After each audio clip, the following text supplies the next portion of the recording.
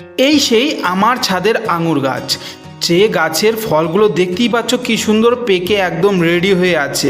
এতদিনের যে যত্ন পরিচর্যা তার ফলেই কিন্তু এখন সেই ফলস্বরূপ আমার ফলগুলো পেকে আছে।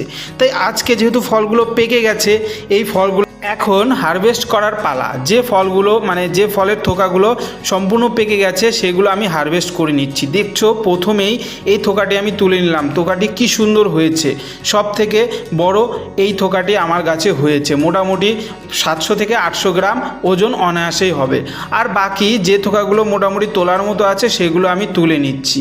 এইভাবে দেখতেই পাচ্ছ 3টি থোকা আমি তুলে নিয়েছি, আর বাকিগুলো পরে আস্তে আস্তে আমি তুলব। এখন এই ফলটি কেটে এবং টেস্ট করে দেখার পালা।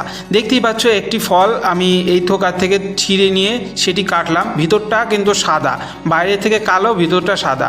এই ফলটি আমি কেটে সঙ্গে সঙ্গে আর না খাওয়া থেকে বিরত থাকতে পারলাম না, তাই আমি টেস্ট করার জন্য মুখে দিয়ে দিলাম। ফলটি মুখে দিতে অনুভব করলাম গত বছরের তুলনায় এই বছর ফলগুলো আরও বেশি মিষ্টি হয়েছে। তাই বন্ধুরা, এরকম একটি গাছ তোমাদের বাড়িতে অনায়াসেই করতে পারো। এই ভিডিওর সম্পূর্ণ ভিডিও অবশ্যই আমার এই চ্যানেলে আছে, দেখে নিও। ভিডিওটি ভালো লাগলে লাইক, শেয়ার, কমেন্ট করো, আর অবশ্যই আমার চ্যানেলটি সাবস্ক্রাইব করে নিও। ধন্যবাদ।